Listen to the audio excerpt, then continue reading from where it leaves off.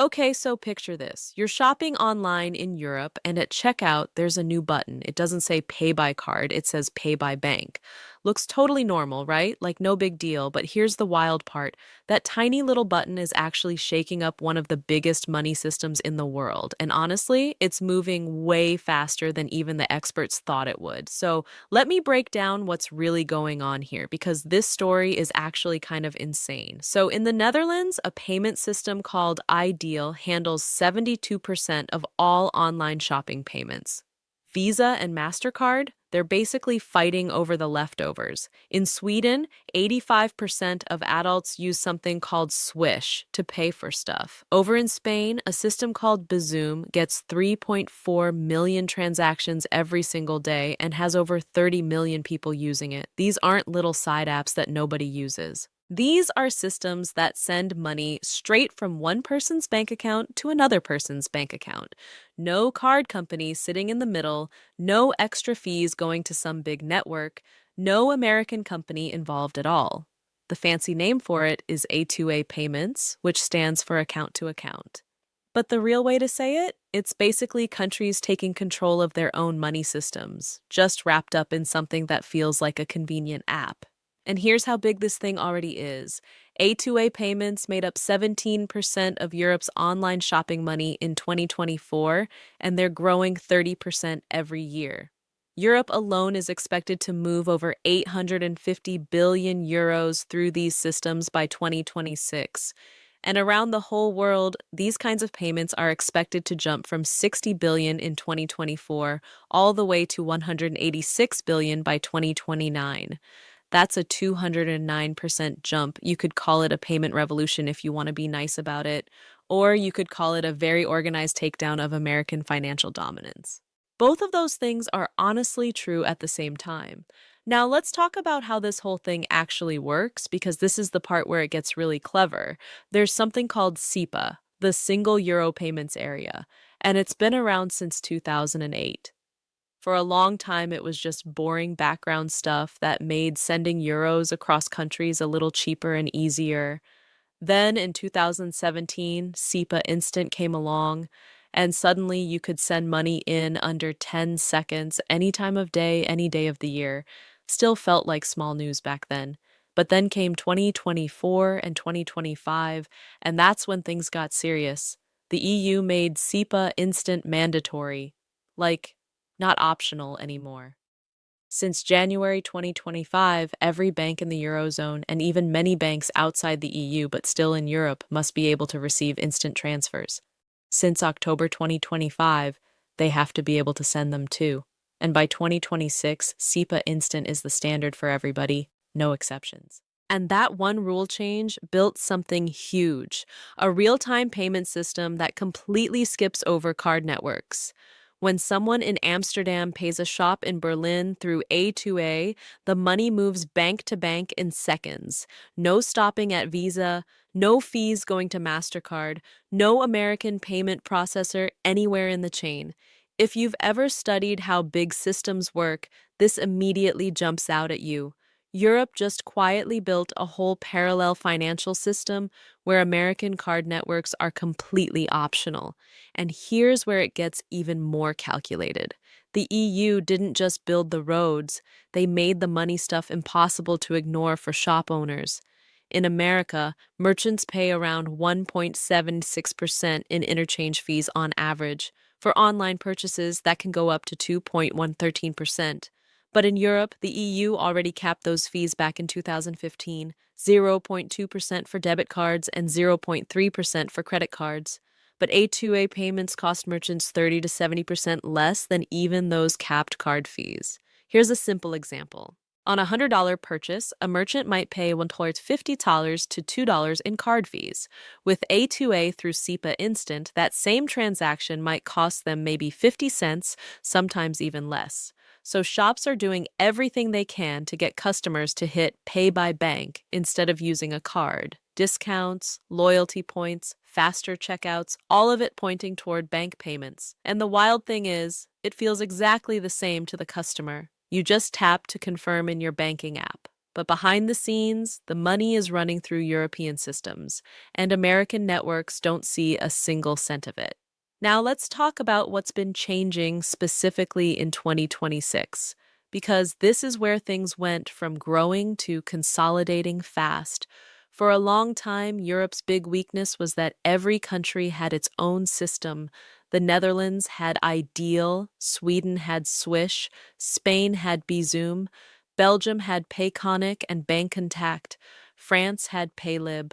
Each one was huge in its home country but couldn't really work across borders. And that gap, that's exactly where Visa and Mastercard stayed alive. If you needed to sell across all of Europe, you needed cards because nothing else worked everywhere. Well, meet Wero.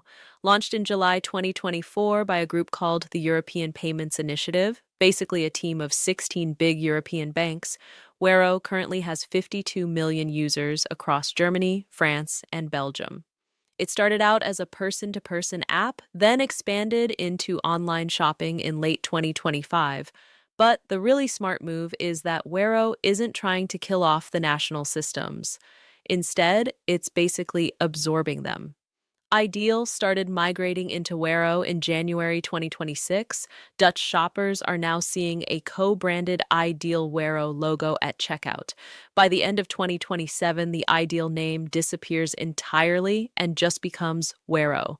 Same thing is happening with Payconic in Luxembourg and eventually Swish in Sweden. The whole plan is to move at least 15 million users from these national apps into Wero by 2027. Now, watch what happens when you line up three things together. Mandatory SEPA Instant builds the payment roads. A2A economics give merchants a reason to use those roads. And Wero makes those roads work across every country in Europe. All three pieces snapping together means European merchants can now offer instant bank payments that work from Lisbon all the way to Helsinki.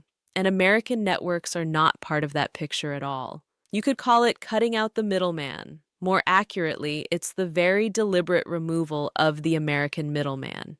And the pace of all this is honestly kind of wild. TrueLayer, which is Europe's biggest pay-by-bank platform, acquired a Nordic company called Zimpler in 2025, bringing together 20 million users across 22 countries. Mali acquired Go Cardless in a deal expected to close around mid-2026. Both of those deals follow the exact same thinking. Combine local A2A expertise into one single platform that any merchant can plug into with just one integration. What's really going on underneath all of this is basically a regulatory strategy that looks like a customer convenience feature. Europe didn't ban American card networks. That would start a trade fight immediately. Instead, they built better infrastructure. SEPA Instant settles faster than any card payment.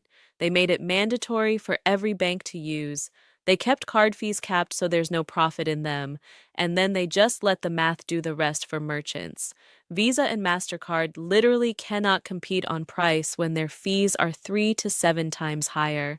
They can't compete on speed when SEPA Instant is real time by law. They can't compete on coverage when every single bank is required to be part of the system. American payment networks are basically being regulated into being irrelevant in their second biggest market. And because the whole thing is framed as consumer protection and financial efficiency, there's no easy way to fight it through trade deals or political pressure. Now, think about what happens as a side effect of all this. When European online shopping runs on European payment systems, the transaction data stays inside European systems. The money settles inside European banks. American financial companies lose their window into how European consumers are actually spending money. That data was super valuable for figuring out who gets credit, for catching fraud, for understanding what people are buying and when. But more importantly, from a big picture view, Visa and MasterCard's European income is what helps pay for their global operations. Losing 17% of transaction volume this year, then maybe 25% next year, then possibly 40% by 2028, that's not just lost profit. That's lost size and power. Payment networks are platform businesses. The network effect works in both directions. If your network shrinks in Europe, you become less useful and less powerful everywhere else in the world, too.